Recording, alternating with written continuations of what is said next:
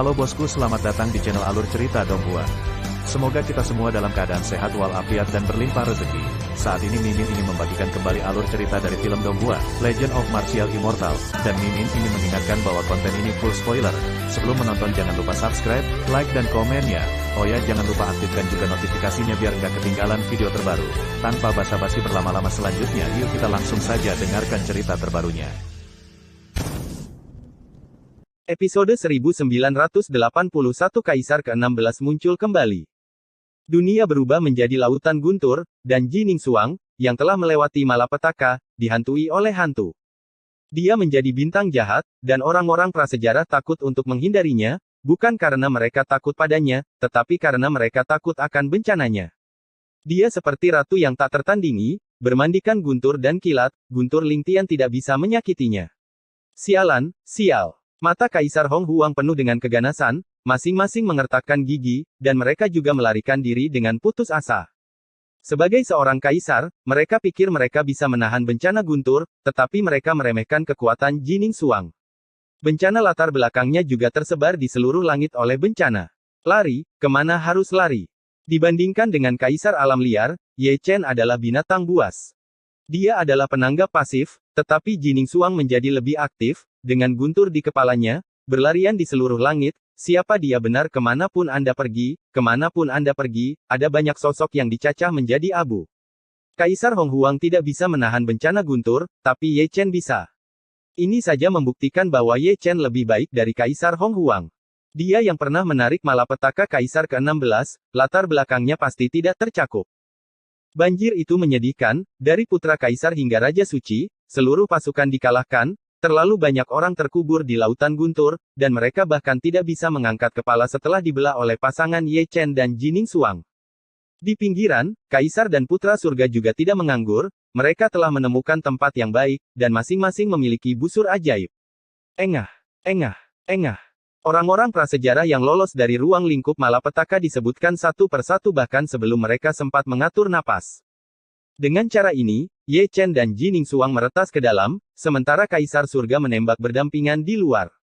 Kerja sama antara kedua belah pihak sangat diam-diam, dan Hong Huang menderita kerugian besar, dan jumlah 3 juta pasukan merosot tajam. Di beberapa titik, malapetaka guntur berangsur-angsur menghilang. Di dunia itu, hanya Ye Chen dan Ji Ningsuang yang tersisa. Melihat tentara Hong Huang lagi, 3 juta orang sebelumnya sekarang kurang dari 1 juta, dan lebih dari 2 juta orang dibunuh oleh 2 orang, tidak hanya suku Hong Huang, tetapi bahkan Kaisar Hong Huang terluka parah. Bencana guntur telah berakhir, bunuh dia. Jutaan pasukan prasejarah berkumpul, dan dunia sekitarnya dipenuhi air, terutama Kaisar prasejarah, dengan rambut acak-acakan dan wajah mereka terdistorsi dengan ganas. Namun, orang-orang prasejarah yang mengelilingi mereka baru saja menginjakkan kaki di langit dan bumi itu ketika mereka terbelah menjadi abu terbang oleh guntur dan kilat yang tidak dapat dijelaskan. Tanpa peringatan apapun, tubuh mereka runtuh, dan jiwa mereka juga berubah menjadi awan. Bencana belum berakhir. Wajah Hong Huang berubah, tetapi Kaisar Hong Huang melihatnya dengan sangat teliti, dan melarikan diri satu demi satu. Di langit, Ye Chen dan Ji Ningsuang berdiri berdampingan, tanpa sadar melirik ketiadaan, dan sedikit menyipitkan matanya. Dia yang paling dekat dengan Ji Ningsuang, dan dia merasakan yang paling nyata, yang disebut malapetaka baru saja dimulai. Selain itu, dia sangat yakin bahwa yang akan terjadi selanjutnya adalah malapetaka hukum dan tubuh kaisar. Kamu harus menghindarinya untuk sementara. Ji Ningsuang tersenyum tipis, menawarkan cermin ajaib.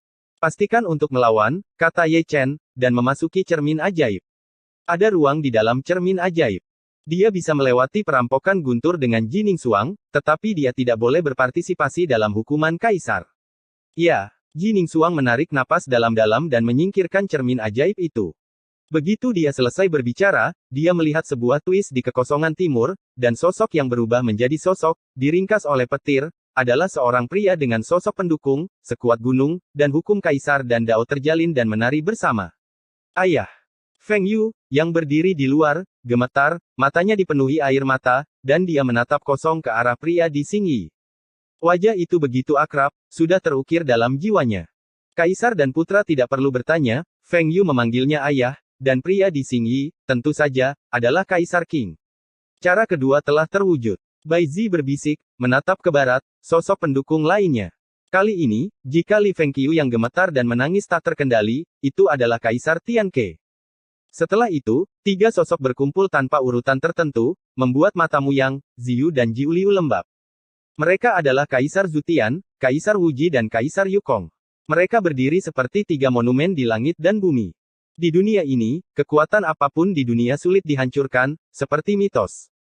5 kaisar telah meninggal dunia, bisik Tian Suo, matanya penuh harapan, berharap untuk melihat Kaisar Suangu lagi. Seperti dia, Xiao Lu, Wu Qing, dan Chen Yi juga sama. Meskipun mereka telah melihat kesengsaraan Raja Suci Ye Chen, mereka masih ingin melihatnya lagi. Sudah terlalu lama, dan banyak kenangan telah lama kabur. Di bawah perhatian mereka, sosok keenam muncul, mengenakan baju perang, mata seperti bintang, rambut hitam seperti air terjun, dengan kekuatan kaisar yang ekstrim, terjalin dengan untaian hukum kaisar, sangat misterius. Tidak apa-apa. Ming Jue dan Bai Zi tertegun, dan melihat sosok keenam dengan ekspresi yang luar biasa. Kaisar tidak lain adalah Kaisar Ming, dan mereka tidak akan pernah mengakui bahwa mereka salah.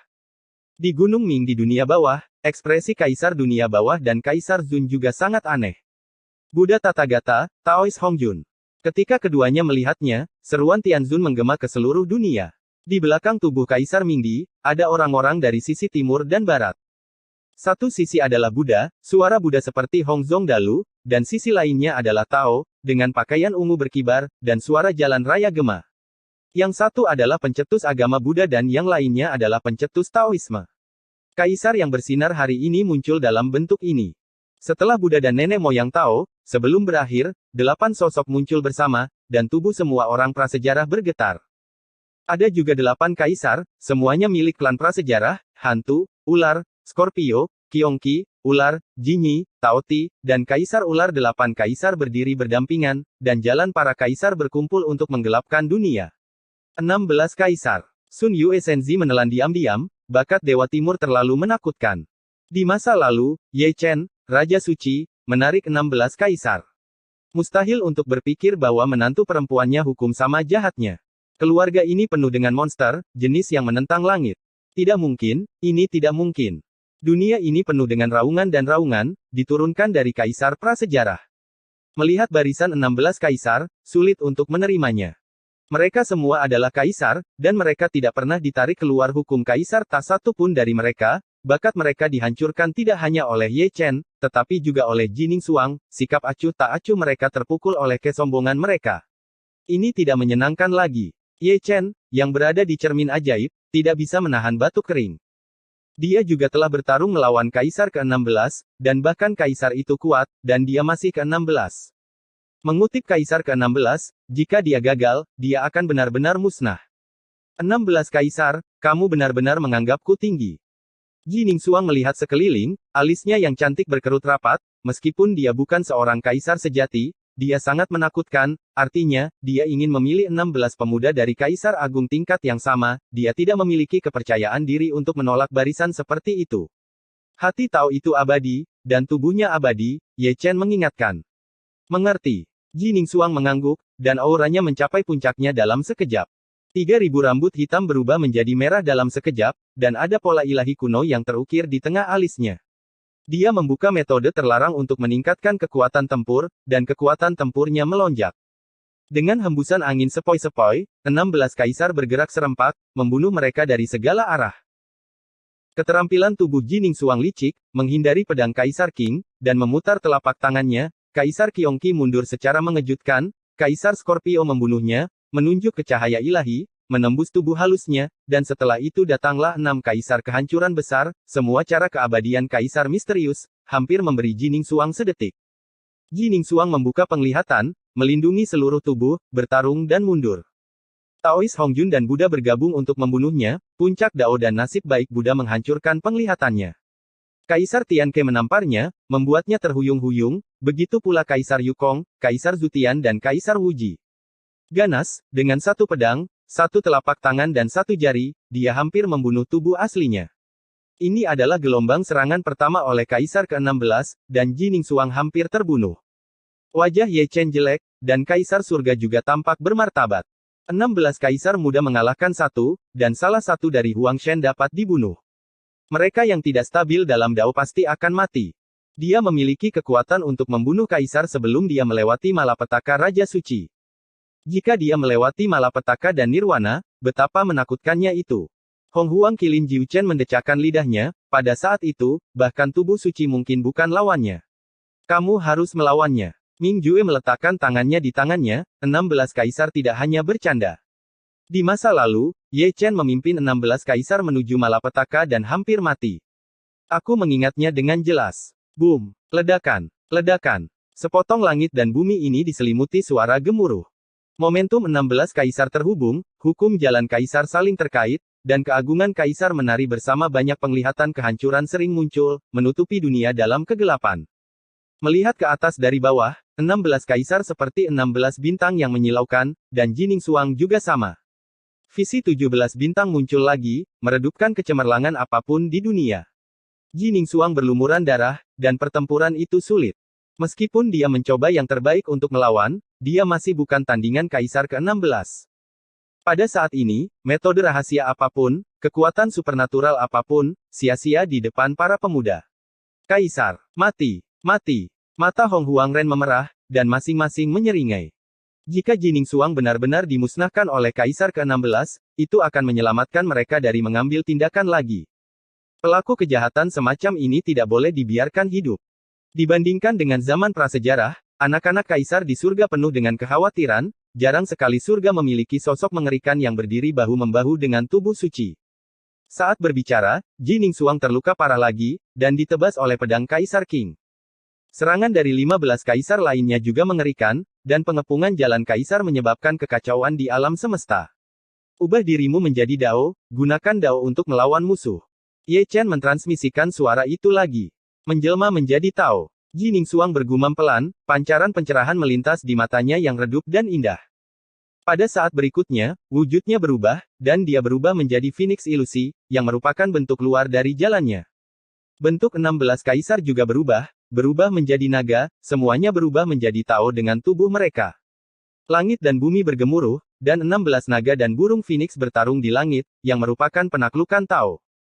Selama pertempuran, Jining Xuang berubah, dan Dao berada di nirvana untuk beberapa saat. Dao, yang paling suci dari semua hal, melampaui Dao Kaisar, berdiri bahu-membahu dengan Dao, dan menyelamatkan kekalahan. Pemahaman ini, Ye Chen mendecakkan lidahnya, dan sangat terkejut dengan Jining Xuang. Dia mengatakan bahwa dia menjadi Tao, dan Jining Xuang dapat memahami dengan sangat menyeluruh. Benar-benar tidak terduga, bakat yang menakutkan.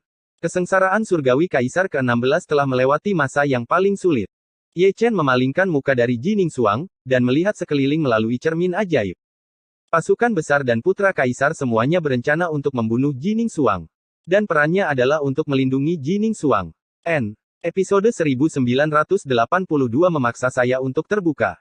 Dengan nyanyian naga dan teriakan burung Phoenix, Jining Xuang dan Kaisar ke-16 kembali ke bentuk manusia mereka. Jining Xuang terhuyung-huyung dan bahkan tidak bisa diam, dia menantang Kaisar ke-16 dan melayang di tepi hidup dan mati.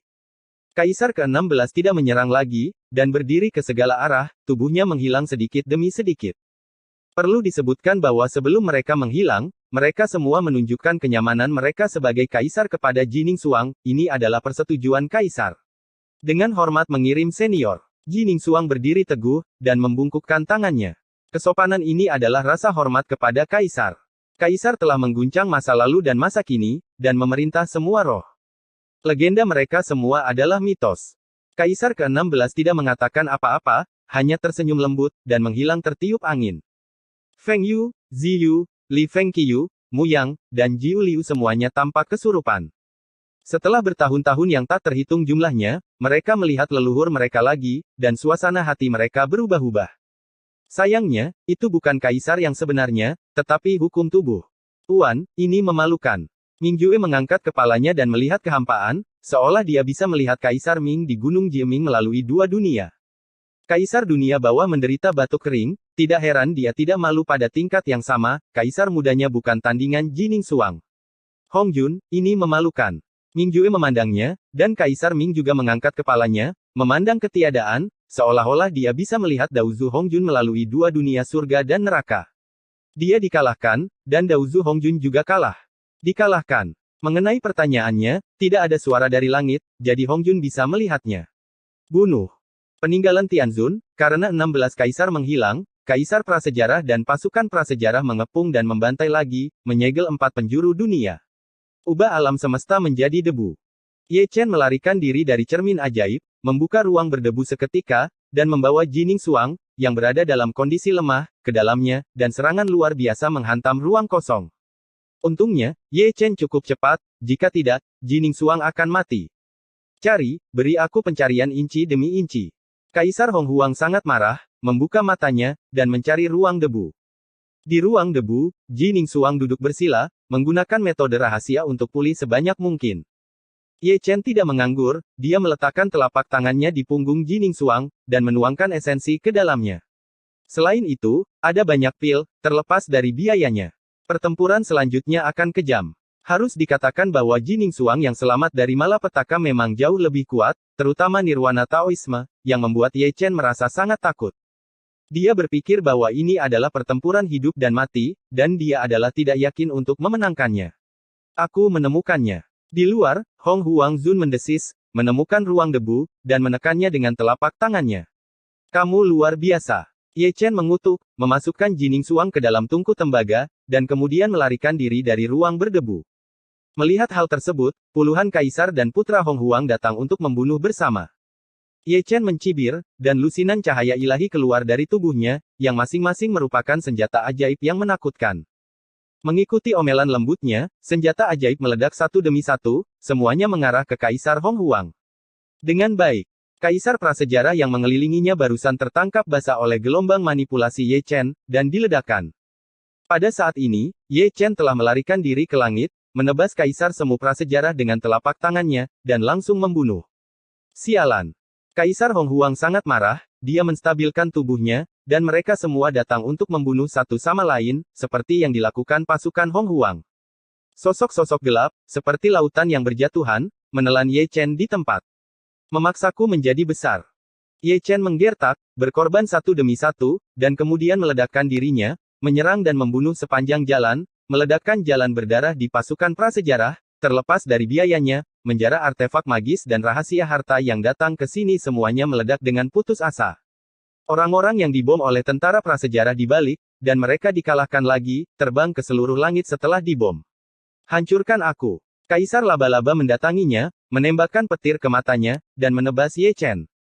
Pindahkan langit dan ubah tempat. Ye Chen bergerak dengan sangat sembrono, bertukar posisi dengan Kaisar Semu yang hebat, guntur dan kilat merindukannya, tetapi memberikan waktu semu kepada Dewa Prasejarah. Segel. Ratusan Hong Huangzundi memarahi, mengaktifkan metode penyegelan rahasia, memenjarakan ruang langit dan bumi, dan mencegah Ye Chen memindahkan langit dan mengubah bumi. Buka untukku. Ye Chen mendengus dingin, ratusan artefak magis keluar, dan dunia yang baru saja disegel dibuka olehnya. Pada saat yang sama, dia pindah dan berpindah tempat, terus bertukar tempat dengan orang. Kaisar Hong Huangzun juga kesal, dan ruang kurungan diterbangkan, dan dia membaca mantranya lagi. Ye Chen bukan seorang vegetarian, begitu mereka memenjarakannya, dia akan meledak sekali, dan bahkan menunjuk ke langit dan bumi untuk keluar dari pengepungan, jadi dia tidak bisa dimusnahkan. Kemana harus pergi? Kaisar Kelabang melangkah melintasi langit dan menekan dengan telapak tangannya. Keluar. Ye Chen tiba-tiba berbalik, menendangnya kembali dengan pukulan. Kemudian, artefak magis keluar lagi, dan selusin artefak magis yang tersisa meledak. Dia tidak memiliki senjata ajaib, tetapi Jining Xuang, yang berada di tungku tembaga, menerbangkan senjata ajaib untuk membantu Ye Chen dalam pertempuran, dan kemudian meledakkan dirinya, jalur darah benar-benar meledak, dan Ye Chen melompat keluar. Bajingan. Great Desolate Army mengejar putraku, masing-masing brutal dan haus darah. Kembalilah. Kaisar dan putra surga yang merespons di luar semuanya melancarkan serangan kelompok, mengejar dan membunuh orang kuat Ye Chen, semuanya musnah, dan hanya Kaisar hutan belantara yang tidak takut, lusinan mereka datang bersama. Ayo pergi. Melihat ini, Kaisar surga berbalik dan melarikan diri tanpa mengucapkan sepatah kata pun. Karena Ye Chen telah membunuh, tidak perlu bertarung lagi. Meskipun Hong Huang menderita kerugian besar, dia benar-benar menekan mereka. Tentara prasejarah berguling seperti air pasang, mengejar dan membunuh mereka seperti orang gila.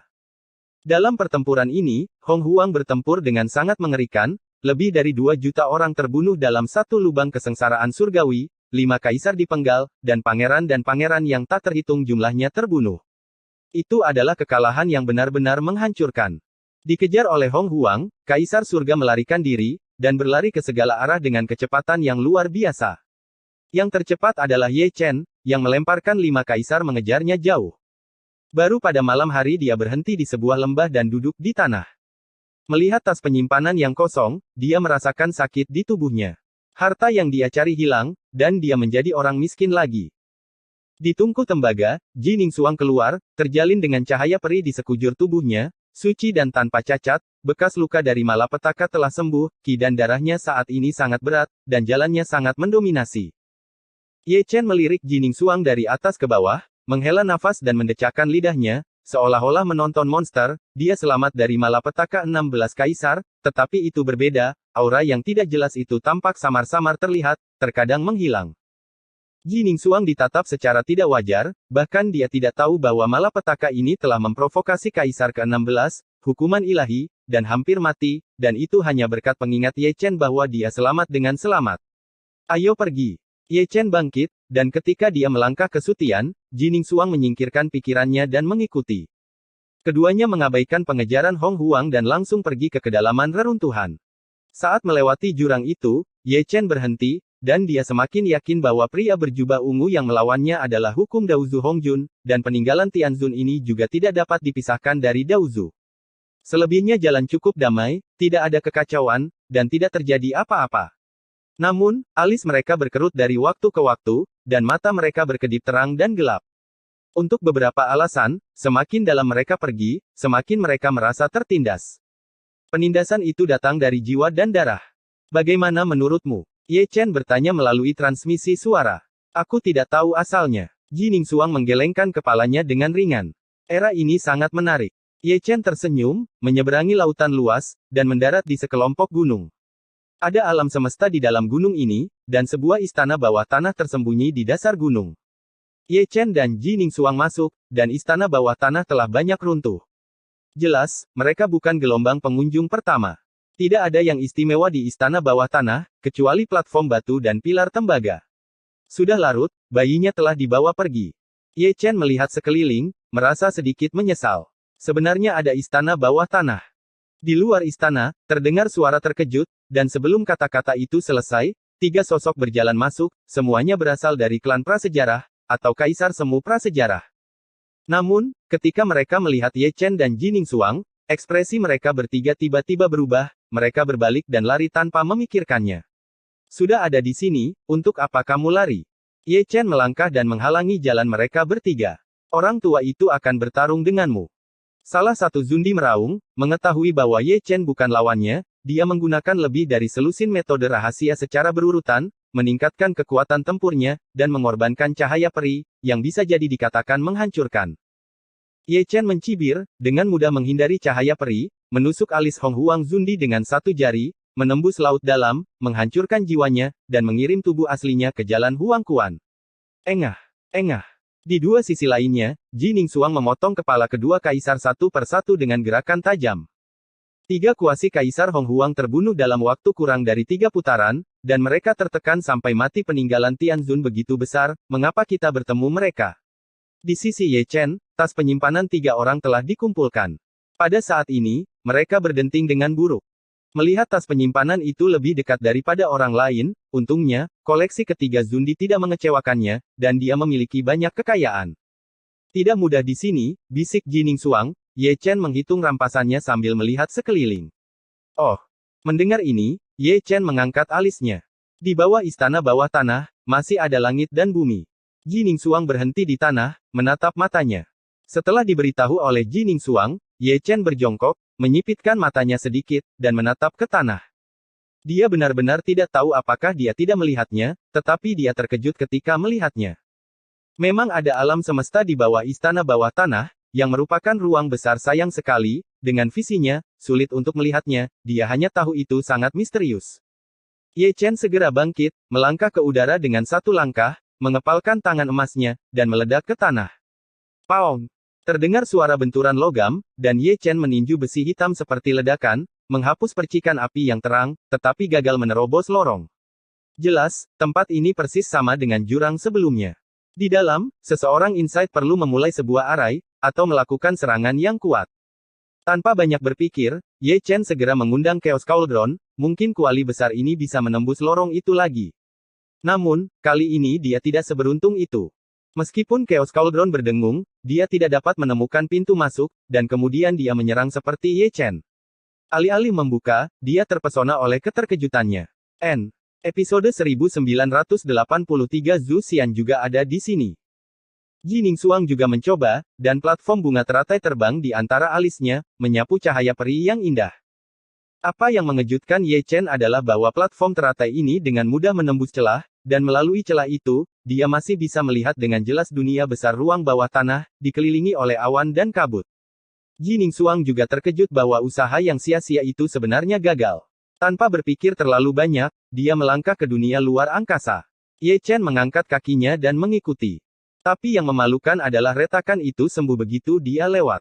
Jelas, dunia luar angkasa menunggu untuk melihat Ji Ningsuang, tetapi tidak ingin melihatnya, tidak akan membiarkan Anda masuk. Ye Chen mulai memahami bahwa platform teratai Ji Ningsuang harus memiliki sejarah panjang, dan dunia luar angkasa akan memberikan wajah pada platform teratai, dan sesuai dengan pemiliknya, jadi Ji Ningsuang diizinkan untuk masuk.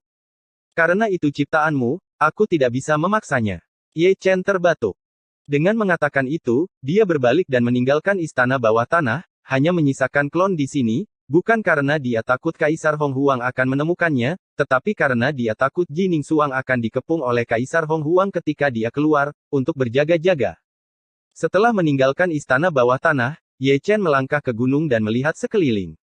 Hampir tidak ada suara gemuruh, dan tidak ada getaran perang.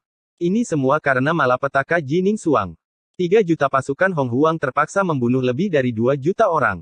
Kehilangan yang tragis, bahkan Hong Huang tidak tahan, dan dia akan jauh lebih jujur. Setelah pertempuran ini, Hong Huang pasti akan belajar menjadi pintar, dan tidak akan lagi bertindak terang-terangan, tetapi akan bertindak dengan cara yang licik. Kebenaran bahwa mudah menyembunyikan tombak dengan senjata terbuka sulit untuk dipertahankan, dan Hong Huang suku tidak mengerti kebenaran. Ini bukan kabar baik bagi Kaisar dan Putra Surga, jika sudah jelas, itu baik untuk berjaga-jaga, tetapi jika menyangkut Yin, tidak mungkin untuk menjaganya. Melihat terakhir kali, Ye Chen turun gunung dan kemudian masuk lebih dalam. Setelah sekian lama, dia mendarat di sebuah lembah. Lembah ini sangat gelap, tidak ada sehelai rumput pun tumbuh, tertutup lapisan kabut, suram. Ye Chen berjalan sepanjang jalan dan menonton, dan paling menyukai tempat suram ini, karena sebagian besar harta ditemukan di tempat suram di sepanjang jalan. Di permukaan, sepertinya burung tidak buang air besar, tetapi sebenarnya ada harta dan peluang penampilan, digunakan di reruntuhan Tianzun, juga cocok. Benar saja, di kedalaman lembah, dia mendapatkan sesuatu, itu adalah batu besar, setengahnya tertanam di batu itu, terlihat seperti batu besar, tapi sebenarnya itu adalah meteorit, bahan yang bagus untuk membuat senjata sihir. Ini benar-benar bagus. Ye Chen membelah batu itu dengan satu telapak tangan, dan mengambil potongan meteorit itu. Meskipun hanya sebesar kepalan tangan, itu lebih dari cukup untuk menempa belati kecil untuk dimainkan anak-anak. Hanya menonton, dia mengerutkan kening, menoleh tanpa sadar, dan melihat lebih dalam. Ada fluktuasi kehidupan, dan itu sangat lemah. Nafasnya juga sangat familiar, dan sulit untuk mendeteksinya tanpa persepsi yang cermat. Semua orang sudah keluar, apa yang kamu lakukan di sini? Ye Chen tidak bisa menahan diri untuk mengutuk secara diam-diam, dan langsung pergi ke sana. Segera, di kedalaman lembah, dia menemukan seorang pria muda, terbaring di bawah batu tua, dengan rambut acak-acakan, darah di sekujur tubuhnya, wajah pucat, mata redup, dan terluka parah. Pria muda itu memperhatikan, bukankah dia putra Dewa Klan Wu? Ye Chen mengelak, datang ke sisi putra Dewa Klan Wu, meletakkan telapak tangannya di bahunya, dan menuangkan esensi dari tubuh suci, baru kemudian menyadari bahwa Yuan Shen putra Dewa Klan Wu telah terluka parah, dan api dari Yuan Shen benar-benar dimusnahkan. Akar dan asal-usul darah juga mengalami pukulan yang menghancurkan dan berada di ambang kematian. Kamu Chen. Putra Klan Wu memiliki suara serak, dan ketika dia berbicara, darah masih mengalir dari sudut mulutnya. Ye Chen tidak menjawab, tetapi dengan sepasang mata emas cerah, dia menatap dada putra Dewa Klan Wu. Ada bekas pedang yang menembus dada dan punggungnya. Tidak sulit membayangkan bahwa Wu putra Dewa Klan ditusuk oleh pedang. Ye Chen tidak terkejut bahwa ada bekas pedang. Yang mengejutkannya adalah ada lampu peri warna-warni yang menyinari bekas pedang, yang memusnahkan semangat putra Dewa Klan Wu. Itu juga lampu peri warna-warni yang membuat luka tidak menyembuhkan, tetapi malah meluas keluar, menghancurkan asal-usul dan fondasi putra dewa klan Wu. Pedang Xian-Xian. Ye Chen bergumam, matanya sangat dingin, dia tidak akan mengakui bahwa tanda pedang di dada putra dewa klan Wu ditusuk oleh pedang Zuxian, dan itu ditusuk oleh pedang Zuxian. Untuk sesaat, wajahnya menjadi sangat jelek, dia tidak menyangka pedang Zuxian yang telah lama hilang juga akan datang ke peninggalan Tianzun, dan keberadaan pedang dewa yang memproklamirkan diri membunuh lagi. Segel. Dengan omelan lembut, dia menggunakan kekuatan gaibnya yang besar untuk menyegel putra dewa klan Wu, dan tidak ada yang bisa dia lakukan jika dia tidak menyegelnya.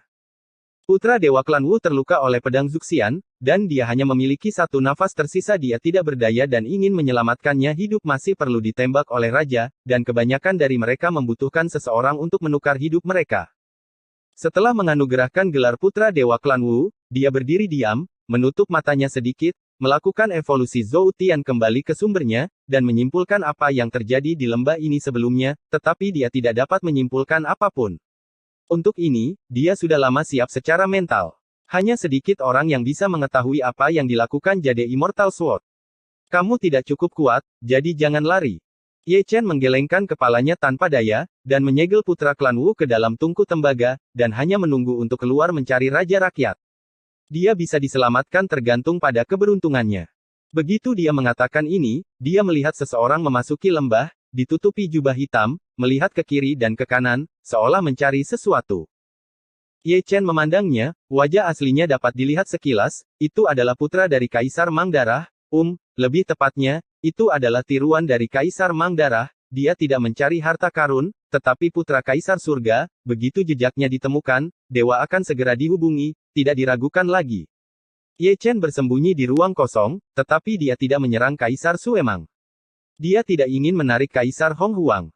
Dia yakin bahwa jika dia membunuh klon ini, dia tidak hanya akan membunuh Kaisar Suemang, tetapi juga Kaisar Hong Huang lainnya. Itu akan menjadi pengepungan lagi, dan dia tidak bisa menanganinya sendiri.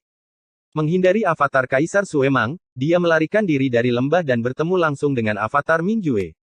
Kamu jangan masuk. Ye Chen melambaikan tangannya dan menyeret klon Mingjue keluar angkasa. Jika dia memasuki lembah dan bertemu dengan klon Kaisar Suemang, kedua klon itu akan bertarung jika mereka tidak setuju. Bosku sudah lama mencarimu, kata klon Mingjue. Jangan bicara omong kosong, hubungi dewamu, kata Ye Chen.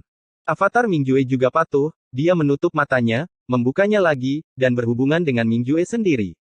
Kamu jalang, kemana kamu pergi? Mingjue mengutuk. Aku tidak punya waktu untuk berbicara denganmu. Ye Chen segera berkata, tenang saja, pedang Zuxian juga ada di reruntuhan Tianzun, itu jauh lebih menakutkan daripada Kaisar Alam Liar. Jika kamu menemukannya, beritahu saya. Pedang Zuxian juga ada di sini. Itu benar-benar hidup. Mingjue menghela nafas. Jika memungkinkan, beritahu kaisar lain untuk berhati-hati dengan pedang Zuxian. Kata-kata Ye Chen bukanlah lelucon. Mengerti. Tetap berhubungan setiap saat. Ye Chen juga memasukkan avatar Mingjue ke dalam tungku tembaga untuk memudahkan menghubungi Mingjue. Pedang eksekusi abadi juga ada di reruntuhan, jadi dia harus berhati-hati agar tidak membuat kesalahan. Di sini, Mingjue berkata dengan sangat profesional bahwa dia telah menyebarkan berita tentang pedang Zuxian kepada para kaisar di surga, menyebabkan banyak kejutan. Sepertinya semua orang tahu tentang pedang Zuxian dan namanya yang ganas. Itu telah melakukan banyak kejahatan di Dacu dalam kehidupan terakhir Ye Chen, dia mati di tangan pedang Zuxian. Waktu berlalu, dan matahari serta bulan bereinkarnasi dalam sekejap mata. Dalam 3 hari terakhir, Ye Chen telah pergi cukup dalam, tetapi peninggalan Tianzun tidak ada habisnya, seolah tidak ada habisnya. Dalam 3 hari terakhir, dia juga mendapatkan banyak hal, dia memperoleh tanaman rumput dewa, menemukan setengah dari manik dewa, menemukan banyak pecahan senjata ajaib, dan bahkan menanamkan konsepsi artistik di Gua Bobrok. Selama periode ini, dia juga bertemu dengan orang-orang prasejarah, dia tidak melihat kaisar prasejarah, tetapi dia membunuh ratusan master prasejarah dan merampok banyak harta, tas penyimpanannya yang layu menggembung lagi. Pada malam hari keempat, dia melihat sebuah kota kuno berdiri di pegunungan, ada banyak jejak pedang, senjata, dan tombak di tembok kota, mengungkapkan suasana perubahan kuno, dan bahkan penglihatan yang lebih misterius menjulang. Peninggalan Tianzun, mengapa ada semuanya? Ye Chen tampak aneh, menatap kota kuno dengan takjub. Bos berkata bahwa jika Anda berkultivasi ke tingkat Kaisar Semu, Anda dapat mengubah dunia menjadi tubuh Anda. Taoisme Tianzun yang legendaris jelas lebih tinggi daripada Kaisar Semu. Setelah kematiannya, tubuhnya menjadi peninggalan, dan dunia yang dia kembangkan dalam tubuhnya selama masa hidupnya juga akan muncul sesuai. Di reruntuhan, klon Mingjue menjelaskan. Penjelasan ini mudah dimengerti, kata Ye Chen, melangkah ke kota kuno. Kota kuno tidak terlalu besar, ini benar-benar kota kuno, evolusinya sangat nyata, dunia yang diubah dalam tubuh tidak berbeda dengan yang asli, satu-satunya yang hilang adalah manusia, keseluruhannya terlihat sepi. Berjalan di dunia besar di kota, Ye Chen melihat sekeliling dengan rasa ingin tahu. Meskipun kotanya nyata, berantakan, banyak rumah runtuh, dan banyak tulang belulang. Dia bukan orang pertama yang datang ke sini. Mungkin ada lebih banyak orang yang pernah datang ke kota ini sebelumnya, dan mereka bertengkar karena harta dan peluang kota kuno berubah menjadi kota yang ditinggalkan karena perang. Dia berhenti di depan dinding yang retak, menatapnya sedikit dengan mata menyipit. Ada beberapa konsepsi artistik yang tertinggal di dinding, karena dinding retak dan usia, konsepsi artistik tidak lengkap. Segera, dia duduk bersila, mengorbankan Chaos Cauldron dan menggantungnya di sisinya, dan fokus untuk menangkap konsepsi artistik. Meskipun konsepsi artistiknya bobrok, itu sangat misterius, dan itu menjelaskan cara kultivasi diri. Dalam kegelapan, dia bisa melihat sosok berpakaian ungu berdiri di puncak gunung, tidak peduli angin dan hujan, itu tidak akan bergerak. Pikiran Ye Chen mengembara dengan bebas, dia memahaminya dengan tenang, cara kultivasi diri itu biasa, atau dengan kata lain, kembali ke dasar dan kembali ke kebenaran, jelas tidak mengherankan, tetapi Tao itu sering, dan mereka yang mempertahankan konsepsi artistik ini harus menjadi generasi kekuatan supernatural yang besar. Malam tiba lagi, dan dia masih memahami konsepsi artistik ketika dia tiba-tiba mendengar dengungan kekacauan. Tanpa berpikir terlalu banyak, ia segera melarikan diri dari konsepsi artistik, dengung kuali yang kacau adalah sinyal, seseorang memasuki kota. Setelah itu, terdengar suara gemuruh, dan sosok cantik jatuh dari langit, menghancurkan sebuah rumah dan meruntuhkannya. Ye Chen dapat melihat dengan jelas bahwa itu adalah dewi dari klan kuno, dan tidak ada jejak yang tersisa, dan dia datang ke tempat yang lebih dalam. Adapun orang yang memburu dewi dari klan kuno, dia adalah seorang lelaki tua dengan rambut darah, ditutupi jubah hitam, bukan dari klan prasejarah, dengan nafas dingin dan mata layu, tetapi seorang kaisar semu yang kultivasinya telah ditekan ke tingkat Raja Suci. Ketika Ye Chen melihatnya, di rumah yang runtuh, Dewi suku kuno bangkit, terhuyung-huyung, dan memuntahkan darah, dia sendiri tidak lemah dalam kekuatan tempur, tetapi lawannya lebih kuat dan berada di luar jangkauan konfrontasi. Darah ras kuno, sangat bagus menggunakanmu sebagai roh obat. Pria tua berambut darah itu tersenyum, mengulurkan tangannya yang besar, dan meraih Dewi ras kuno, matanya penuh keserakahan. Mendengarkan kata-katanya, dia adalah seorang alkemis. Episode 1984 Ekaristi, semua pantas mati. Melihat ini, Ye Chen melambaikan tangannya, dan sebuah tombak berubah menjadi tangannya, dan melemparkannya keesokan harinya. Melihat ini, wajah lelaki tua berambut darah itu tiba-tiba berubah, dia buru-buru menarik tangannya, bangkit dan lari, siapa, keluar. Ye Chen juga melangkah keluar, menatap lelaki tua berambut darah itu dengan penuh minat. Pria tua berambut darah itu memperbaiki tubuhnya, menyipitkan matanya sedikit, dan ingin menghancurkan tubuh asli Ye Chen, tetapi menemukan bahwa ada kekuatan misterius yang menutupi dirinya, dan dia tidak bisa melihat melalui wajah aslinya. Dia hanya tahu itu Ye Chen sangat kuat dan kekuatan tempurnya sangat mendominasi. Teman Tao ini, lelaki tua ini tidak memiliki keluhan atau permusuhan denganmu, mengapa kamu menyelinap ke arahku? Lelaki tua berambut darah itu mendengus dingin. Aku tahu kecantikan ini, alasan ini sudah cukup. Ye Chen mengangkat bahu. Karena itu masalahnya, aku tidak akan mempersulitnya, kata lelaki tua berambut darah itu, segera berbalik. Ye Chen mengabaikan lelaki tua berambut darah itu dan berjalan ke sisi Dewi kuno. Namun, sebelum dia mengulurkan tangan untuk menyembuhkan Dewi suku kuno, lelaki tua berambut darah yang baru saja pergi berbalik lagi, dan dengan jari ribuan metode rahasia, dia langsung pergi ke belakang kepala Ye Chen dan menyodoknya. Itu adalah pukulan mematikan. Mata tuanya berseri-seri karena kedinginan, dan wajahnya yang dulu juga menakutkan. Hei! Ye Chen berhenti, membalikkan tangannya dan menepuknya. Engah! Terdengar suara muntah darah, dan lelaki tua berambut darah itu terbang keluar, hampir diledakkan oleh Ye Chen. Ekspresinya penuh keheranan. Dia berpikir bahwa serangan diam-diam dapat membunuh Ye Chen dengan mudah. Siapa yang mengira Ye Chen akan begitu kuat sehingga dia bisa mengalahkannya dengan satu pukulan, yang jauh di luar dugaannya. Aku ingin melepaskanmu, tetapi kamu mencari kegembiraan. Ye Chen mencibir. Sebelum kamu menyelinap ke orang tua itu, kamu dan aku seimbang. Pria tua berambut darah itu berbalik dan melarikan diri. Maaf, ini tidak adil. Ye Chen menyusulnya selangkah demi selangkah, dan lelaki tua berdarah itu menyemburkan darah dengan telapak tangannya. Apakah kamu benar-benar ingin mati selamanya? Pria tua berambut darah itu sangat marah, dan menembakkan pedang pembunuh merah dari tubuhnya, yang merupakan senjata sihir kelahirannya. Tubuh pedang berdengung, dan energi pedang meluap, memotong ke arah kepala Ye Chen. Ye Chen cukup mendominasi, dan dengan telapak tangannya yang lain, dia menghancurkan pedang pembunuh merah itu. Instrumen Natal dihancurkan, lelaki tua berambut darah itu menderita serangan balik, ditendang ke belakang, muntah darah, dan sebelum dia bisa menghentikan sosoknya, Ye Chen tiba dengan pedang, seperti memotong semangka, memotong kepalanya dalam sekejap, dan bahkan jiwanya, dan dimusnahkan. Seorang kaisar semu ditekan ke tingkat Raja Suci, yang jauh dari cukup untuk dilihat. Pria tua berambut darah itu tertekan sampai kematiannya, dia tidak tahu siapa Ye Chen sampai kematiannya, dan dia membiarkanmu pergi dengan penyesalan sampai kematiannya, dia hanya ingin bersenang-senang sendiri, jadi dia akhirnya mati. Kamu sendiri yang memintanya, kamu tidak bisa menyalahkanku. Ye Chen menyingkirkan tas penyimpanan lelaki tua berambut darah itu, dan berbalik. Namun, ketika dia berbalik, dia menabrak pedang pembunuh yang menusuk, pedang pembunuh yang berwarna-warni. Dan orang yang memegang pedang adalah Dewi Ras kuno, ekspresinya acuh tak acuh, tanpa sedikit pun emosi manusia, seperti boneka atau mayat berjalan, tetapi kecepatan pedangnya sangat cepat. Engah. Percikan darah emas sangat mencolok, dan Ye Chen, yang sama sekali tidak berdaya, tertusuk oleh salah satu pedangnya. Dalam sekejap, Ye Chen mengerti terlalu banyak.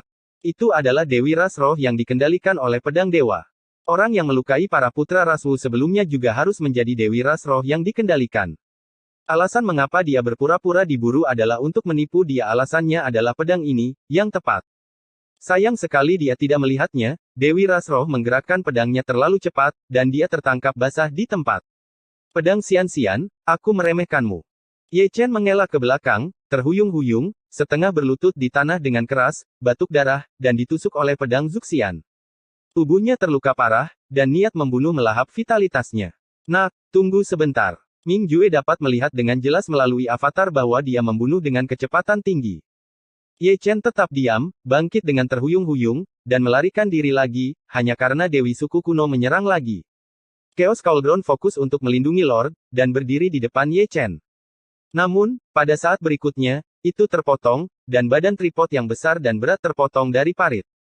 Menebas Chaos Cauldron, Dewi Klan kuno menembus alam semesta dengan pedang, dan langsung menyerang alis Ye Chen, menargetkan tubuh asli roh primordial Ye Chen. Jika pedang ini mengenai, itu akan cukup untuk langsung membunuh Ye Chen. Ye Chen mengertakkan gigi, tiba-tiba mengulurkan tangannya, dan ketika pedang Zuxian hendak menembus alisnya, dia meraih ujung pedang dan mengguncang Dewi kuno itu dengan telapak tangannya, tetapi dia memuntahkan lebih banyak darah dan tidak bisa bahkan berdiri diam. Senjata sihir lainnya, salah satu pedangnya, bisa disebut penghancuran. Dia masih hidup saat ini, dan dia beruntung. Jika itu adalah tingkat Raja Suci biasa, itu akan musnah sejak lama. Zeng. Dentang pedang menusuk, dan Dewi kuno memegang pedang dan menyerang lagi. Mengubah alam semesta menjadi debu.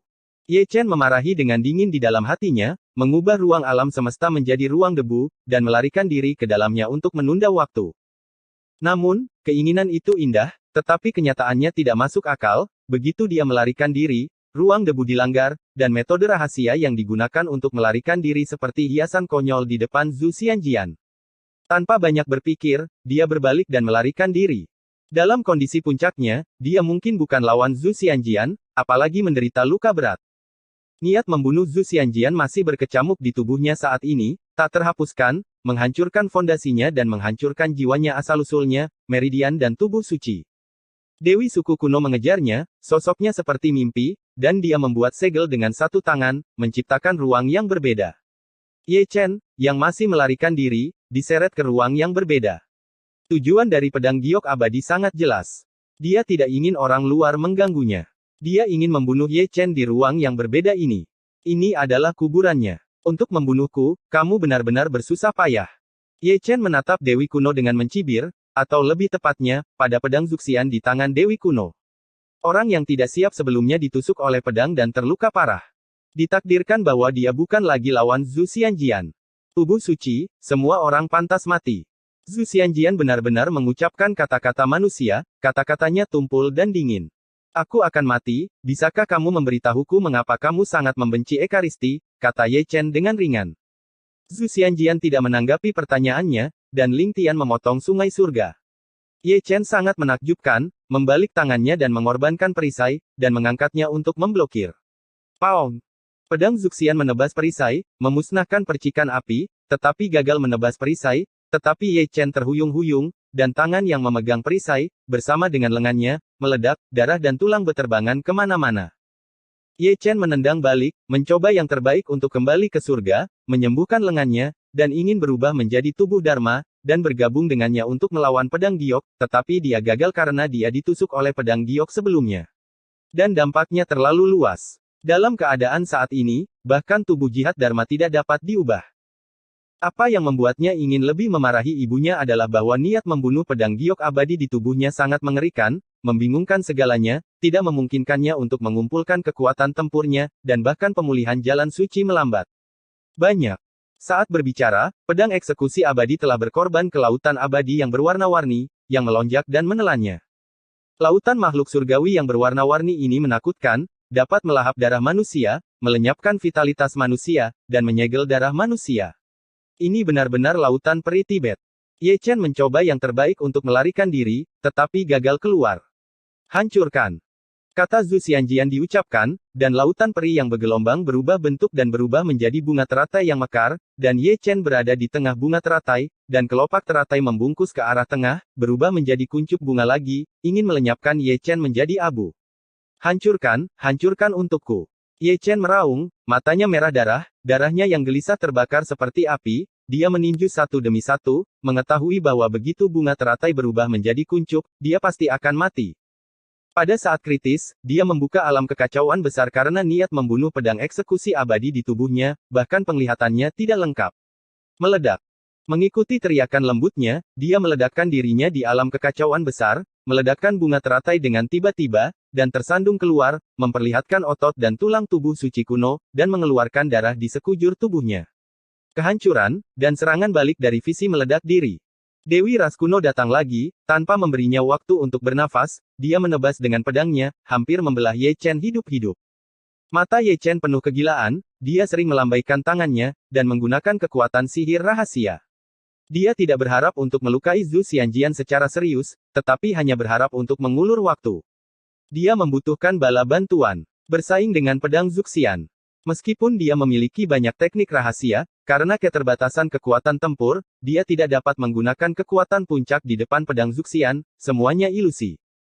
Sudah berakhir, Zhu Xianjian berkata dengan acuh tak acuh, menusuk kontrol lapangan dengan pedang, membawa kekuatan menghancurkan dunia, menikam Ye Chen Yuanshen, kekuatannya merusak, pedang pengetahuan sejati. Ye Chen ingin melarikan diri, tetapi menemukan bahwa dia telah dikunci, dan sulit untuk melarikan diri.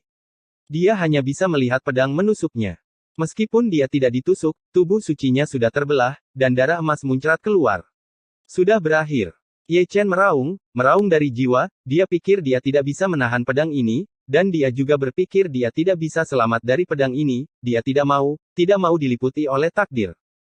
Mungkin raungannya yang membangkitkan kewarasan Dewi Ras kuno, menyebabkan dia secara tidak sadar bertarung melawan pedang Zuxian, ingin mendapatkan kembali kendali atas tubuhnya, sangat, dan menyimpang dari titik vital Ye Chen. Engah. Darah emas lainnya berceceran, bahu Ye Chen tertusuk, dan darahnya melotot. Dia seharusnya beruntung, untungnya, pada titik kritis, Dewi suku kuno melawan pedang Zuxian dengan kesadaran, jika tidak, yang ditusuk pedang itu adalah kepalanya, yang akan cukup untuk membunuhnya seketika. Hanya sesaat, pedang eksekusi abadi menekan kesadaran Dewi kuno. Pedang lain, destruktif dan sangat dingin, ingin memusnahkan Ye Chen. Ye Chen mengertakkan gigi dan membentuk segel, dan mengumpulkan ratusan perisai di depannya, tetapi pembelaannya, di depan Zhu Xianjian, seperti selembar kertas putih, rapuh dan tertusuk sepanjang jalan. Ledakan. Pada saat kritis, ruang yang berbeda meledak, dan itu terbelah oleh pedang seseorang. Bala bantuan tiba, tetapi itu bukan Mingjue, tetapi Jining Suang, yang keluar dari dunia luar angkasa, dan menemukan di sini melalui hubungan antara Dewa Ye Chen dan Avatar. Dalam sekejap mata, dia dan Ye Chen bertukar posisi, dan itu juga pedang, menghadap Zhu Xianjian gayung bersambut. Kedua pedang bertabrakan satu sama lain, suara dentang terdengar jelas, dan lingkaran kesunyian menyebar di bawah lingkaran cahaya. Kota kuno yang bobrok ini runtuh sedikit demi sedikit, dan berdiri selama beberapa tahun yang tidak diketahui sebelum diratakan dengan tanah. Episode 1985 Huru Hara Tingkat Kaisar. Ye Chen terhuyung selangkah, setengah berlutut di tanah, menundukkan kepalanya dan batuk darah. Fakta telah membuktikan bahwa dia sangat berhati-hati dalam meninggalkan klon di istana bawah tanah sebelumnya. Cloningnya yang memungkinkan Jining Xuang menemukan lokasinya secara akurat dan memblokir pengetahuan Zhu Xianjian. Sudah berkeliaran di jalan Huangquan. Ledakan, ledakan, dentang. Ketika dia memuntahkan darah, Jining Xuang dan Zhu Xianjian bertarung lagi, dan suara gemuruh berlanjut, dan pertarungan itu runtuh. Jining Xuang, yang berada di puncaknya, tidak takut pada pedang Zuxian, dan konfrontasi bawah sadar para dewi suku kuno membuat momentum pedang Zuxian tiba-tiba turun, dan pernah ditekan dan dipukuli oleh Jining Xuang. Ye Chen mundur dari lingkaran pertempuran dan segera menyilangkan kakinya. Kemudian, dia menutup matanya, memobilisasi asal mula tubuh suci, kekuatan darah, dan prinsip kekacauan ketiganya bergabung menjadi satu, dengan momentum yang luar biasa, mengalir ke pembuluh darah utama seluruh tubuh, mengalir ke setiap sudut tubuh suci, dan dengan kuat menekan kekuatan pedang membunuh makhluk abadi niat membunuh, hanya dengan melenyapkan niat membunuh seseorang dapat kembali ke puncak. Niat membunuh pedang Zuxian sangat aneh, sangat ulet, seperti ngengat, begitu memasuki tubuh, ia akan terbelah tanpa batas, tidak peduli akar, sumber atau jiwanya, mereka akan dihancurkan secara sembarangan, membuatnya sengsara. Saat itu, ketika dia berada di Dacu, Hong Chen sangat kuat, tetapi dia tidak dapat menghentikan pedang Zuxian, dan terbunuh oleh satu pedang. Hanya setelah dia menderita pedang Zuxian, dia menyadari betapa mengerikan pedang ini. Bahkan jika dia tidak mati, dia harus kehilangan separuh hidupnya, dan kekuatan tempurnya anjlok. Karena itu, dia bukan tandingannya. Untuk pedang Zuxian dan hampir musnah. Tahan, tekan untukku. Ye Chen menggeram, pembuluh darah di dahinya terlihat, dan aura pembunuh dari pedang Zuxian begitu mengerikan sehingga tubuh sucinya terbelah di banyak tempat, darah memancar keluar, dan seluruh tubuh berdarah. Tidak ada tempat untuk ditemukan jika kamu menerobos sepatu besi, dan tidak perlu banyak usaha untuk mendapatkannya. Saat Ye Chen mencoba yang terbaik untuk menghapus niat membunuh, senyum tipis terdengar, yang sepertinya datang dari neraka, dingin dan sepi, penuh kekuatan sihir. Sebelum dia selesai berbicara, dia melihat seorang pria berubah menjadi baju besi, penuh energi dan darah, sepasang mata emas bersinar, tetapi menakutkan dan menakutkan, tubuhnya berat, langit hancur, dan aura prasejarah bergulir. Itu adalah putra Armadillo, yang juga datang ke sini, menjilat lidah merahnya, dan menatap Ye Chen dengan rakus. Meskipun Ye Chen menutup matanya, dia tahu siapa yang datang, dan wajahnya jelek. Benar-benar hujan di malam hari, Jining Xuang melawan pedang Zuxian, dan dia tidak punya waktu untuk peduli padanya, dan dia berkonsentrasi untuk memberantas aura pembunuh Zuxian, dan dia tidak memiliki gangguan, tetapi putra Kaisar Armadillo membunuhnya. Itu adalah seorang kaisar, dalam kondisinya saat ini, dia pasti tidak bisa bertarung. Kaisar Armadillo menyeringai dengan muram, dan tombak perang muncul di tangannya, dan dia melemparkannya ke Ye Chen keesokan harinya. Tidak mengherankan, Ye Chen akan tertusuk dan mati di tempat. Jining Xuang melihatnya dan ingin keluar untuk menyelamatkannya, tetapi Zhu Xianjian sulit untuk dihadapi dan menghentikannya. Tujuannya adalah untuk membunuh tubuh suci. Adapun siapa yang membunuhnya, tidak masalah. Bahkan Ye Chen tidak keberatan bekerja sama dengan Armadillo. Tombak itu seperti cahaya, membawa kekuatan kehancuran, mendekati Ye Chen tanpa batas. Ye Chen mengatupkan giginya, siap bertarung keras. Namun, pada saat ini, sesosok tubuh turun dari langit, berdiri di depannya, dan menjatuhkan tombak dengan telapak tangannya. Ming Jue datang, meskipun dia datang sedikit kemudian, tetapi tepat pada waktunya. Armadillo mendengus dingin, dan datang untuk menyerang dan membunuh dengan roh jahat yang luar biasa. Jika kamu sangat ingin mati, raja ini akan mengabulkanmu. Tikus lain-lain, yang memberimu kepercayaan diri. Memegang prajurit kaisar tingkat Raja Suci di tangannya, dia menebas Xianhe dengan pedang, dan segera mundur setelah membelah Kaisar Armadillo. Bunuh. Armadillo sangat marah, melanggar larangan, dan menyerang di sini.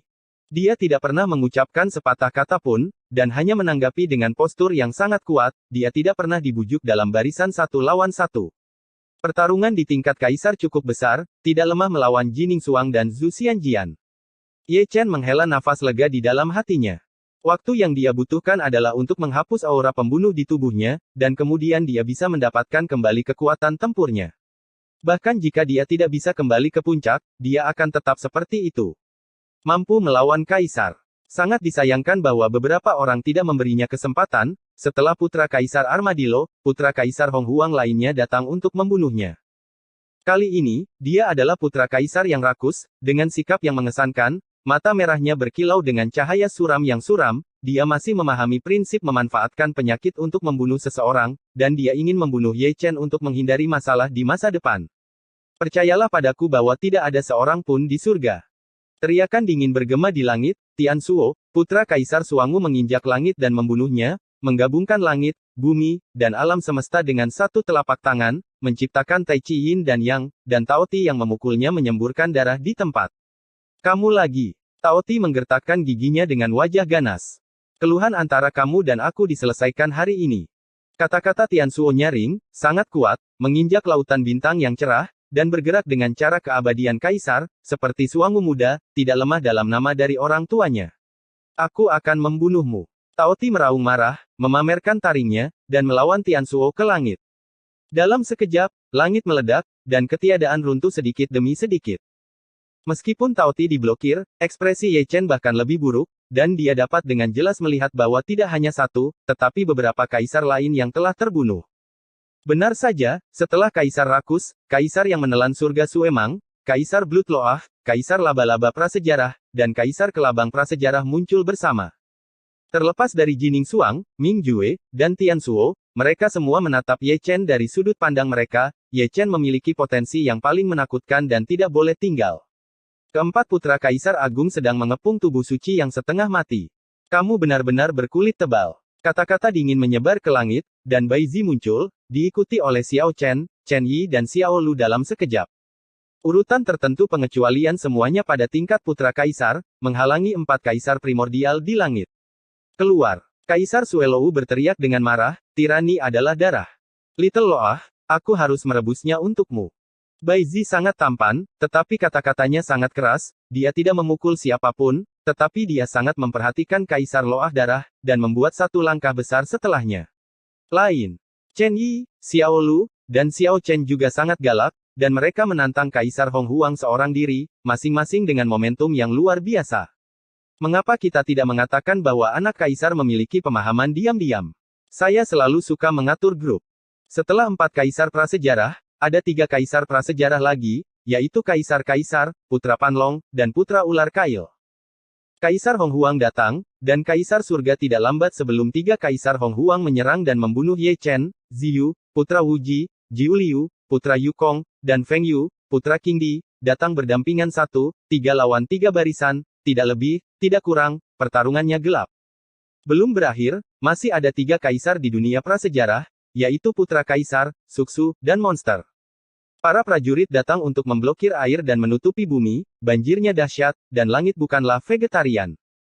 Putra Kaisar Xuanyuan Wuqing, Putra Kaisar Tianque Li Fengqiu, dan Putra Kaisar Mu yang saling membunuh secara berurutan.